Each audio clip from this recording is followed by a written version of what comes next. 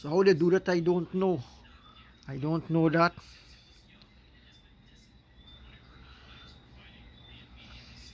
So there's a lesson 5. The lesson 6, not many people right at the beginning they don't want to get to the lesson 6 in the first place. I would ask them why they took Dhyan, why they took Sahaj Yoga. They could have do Sadharana Yoga or Nama Mantra they could have take, but they want like everybody else. They want the same yoga that some of these sincere people, some of the um ready dadikaris were getting, they want also. But when they hear it does involve the guru chakra, it does involve the guru, it involves esoteric practice.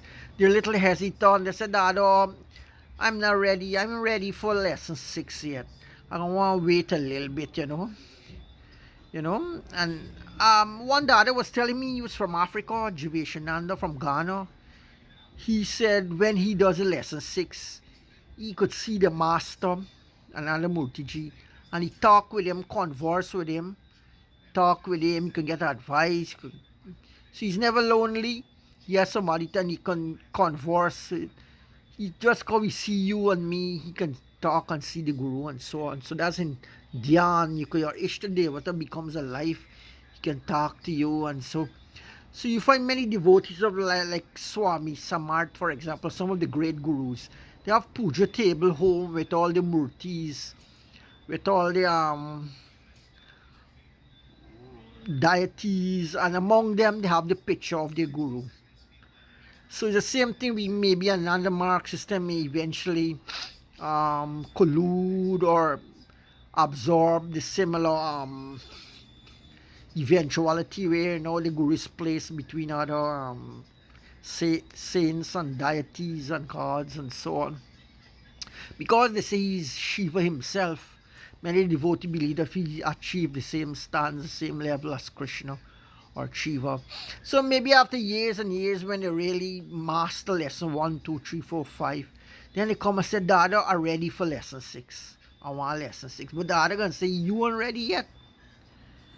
And I'm ready yet to give you ready, but I ain't ready yet.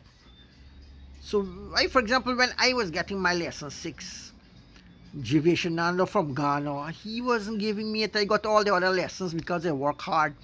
I was doing a lot of service. I was regular every day, waking up early.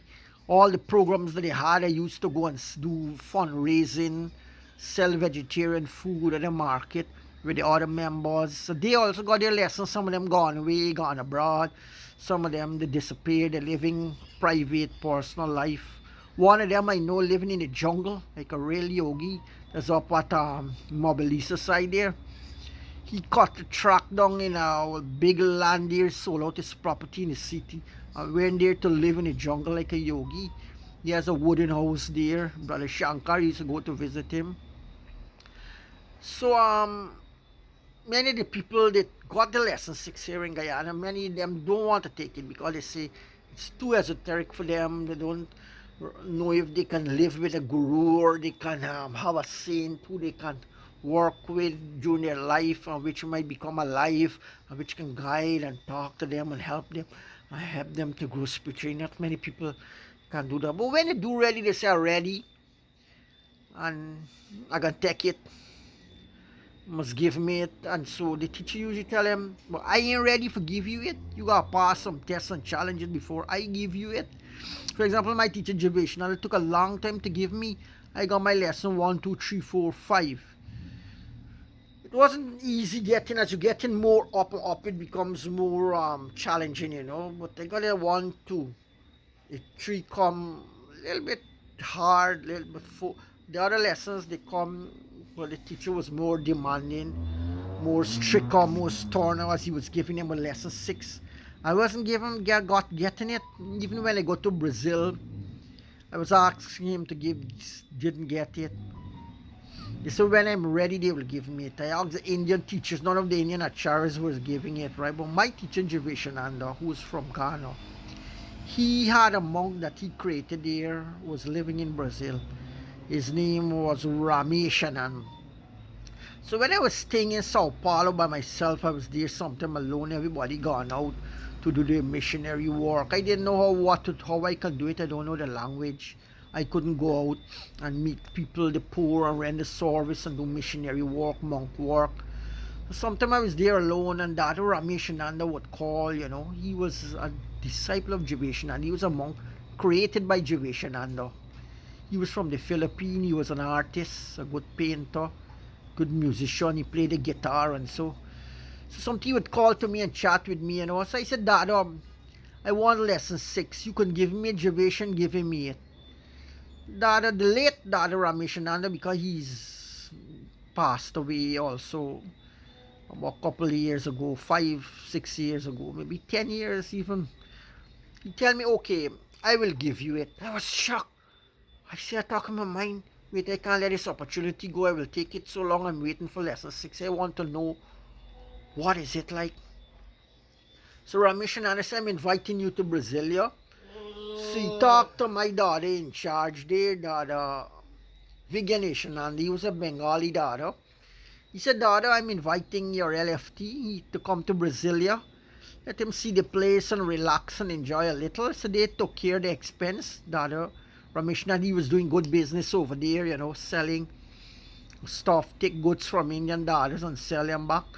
He was doing good. He was teaching yoga, teaching people hatha yoga, and so I went all the way from Sao Paulo to Brazil. It took a long time to travel up there.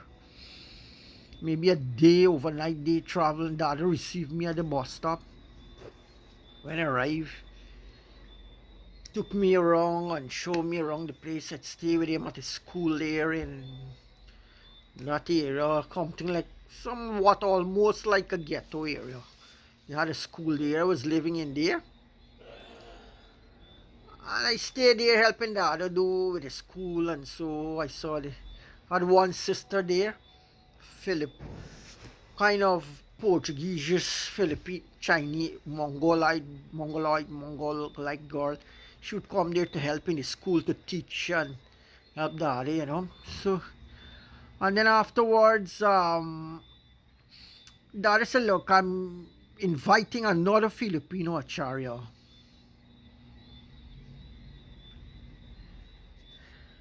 You know, he invited another. I'm not going to call out a Filipino Dada name, but they invited me to a very lonely place. I'm not going to talk where that lonely place is in Brazil, what kind of lonely place it was. When I go there, it was a very tantric environment, and they passed on the lesson to me, the lesson 6. It was the favorable place to get a lesson 6. So they passed it on to me, the esoteric techniques, the steps, the visualizations, the applications, the centering, the focus, the stillness, the absorption of energy, and so on. Those are very as a deeper sub things I can't really disclose, right? But it was a very good gift for me. They say if I do this, I will never lose energy again. My body will always be clean, healthy, fit. All my disease, and find also all my diseases, sickness. You get bitterness, your gall, your pains and aches, those loose knocks and screws in your, everything just start disappearing. You become light like a child again, born again. What is it, twice born in Hinduism. I was very grateful I got lesson 6. I was so happy. Now I'm going back to Sao Paulo with a gift, with something more than what I left there with. But the thing is that my Acharya, the news went back to my African Dada when he came back. He heard that I got lesson 6. He said, I'm going to talk to his student about this, Rameshananda. I'm going to have a talk with him. Nobody should have given you that lesson 6. Nobody is authorized to give you. Why they give you? I'm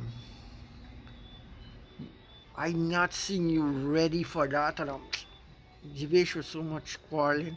The Indian Achar wasn't involved. The Indian daughters amongst the were saying anything because they were like out of my circle, out of my atmosphere that I was involved in spiritual involvement.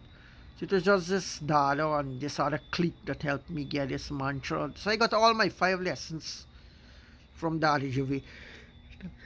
Well, 6 I got from um Dada Ramesh, and I'm so grateful now. I'm hoping to get my Vishesh Yoga. But you say you have to work hard. You have to get 500 people to get initiated. It's all of my friends out there, all of my well wishers, all of my colleagues, people who know me in Brazil, in Paraguay, in Uruguay, because sometimes when they have retreat there in South America, people come all around from Colombia, from all around South America, Venezuela, Argentina. I even had there was one doctor, young boy. He was a doctor from Argentina. He would chat with me and we would gaff. He'd always like me, call me out to chat and talk. And there was brother from Paraguay, Shaktiman, Uruguay, Margi. There would be so many of them there. So all of you are connected and who knows, remember me, could come take initiation. Let me get my 500 and just maybe you can tell the others, or that I'm doing it because I was inspired by my brother Rajesh, Margi Rajesh, and I'm glad. Hope I can get my Vishesh Yoga. You got to do a lot of meditation, 2 hours in the morning, 2.5, sometimes 6 hours a day before you really get this advanced lesson. I don't even know if I'll get it or what. But at least I got all my 6 lessons. I'm so happy. Some people now can't get in Guyana because there's no charity here to give it. It's a very tantric organization. You'll be tested, things will happen, and you have to hold on, be loyal, be strong. So now this is a turn around the junction of Indian Arrival Day when all the Indians came to Guyana from India. Some of them got field work and reach up as high as magistrate, doctors, lawyers, as bankers, as farmers, respectable people. So the story of the Indian in Guyana is one of a journey, one of an experience, one of unfolding, one of adaptation to a new culture, new place. Although we have many of them did make it in life, become good businessmen, wealthy people. Some of them migrated and even opened up successful ventures in Europe, and so we have those who remain here. Some of them even become deviants. They detoured off of the path of religion and spirituality. So we have that's why it's good that these missionaries they keep coming back to Guyana, and during they come back they've converted and they've helped many such people who made a detour from the path of righteousness and upright living. So these missionaries they do a good work. They do a good work in helping people to be good, in helping people to unfold and helping their inner powers. That's one of the benefits of yoga and meditations, that as you practice it, many unlocking start to occur in you, outside of you.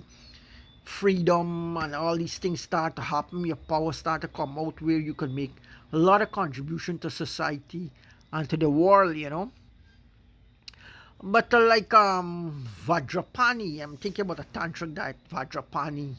His experience was different. He was a demon who was right down. So he would fight and struggle in the most. So Vajrapani was a tantric diet. His root mantra is Om Vajrapani Hum. If you repeat that all the time, you can get a picture of Vajrapani from the net. You can, those who are not initiated, if you want to develop a lot of tantric qualities, this practice with Vajrapani can help.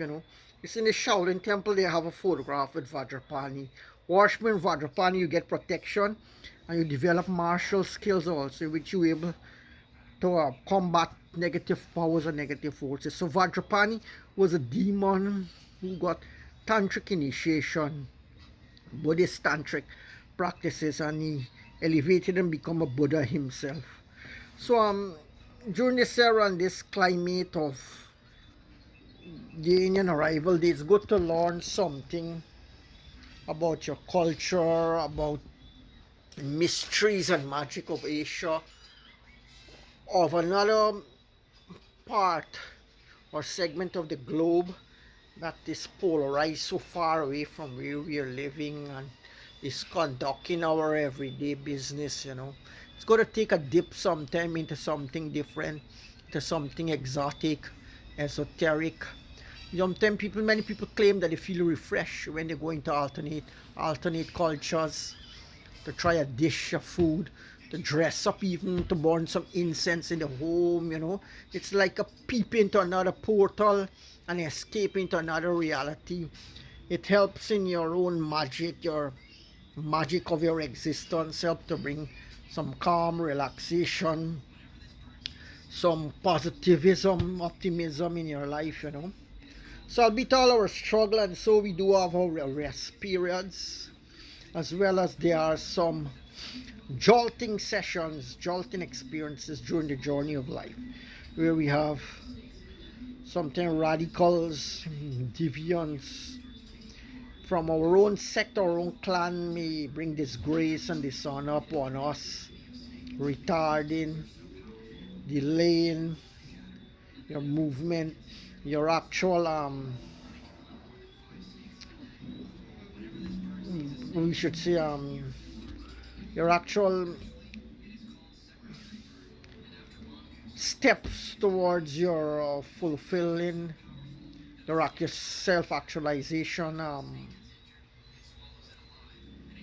point, you know. So let's hope that despite the setbacks and the negativity that do pop up, that the mass will not be brought down into a crashing crescendo, but rather will be uplifted yet, and will overcome these setbacks in a more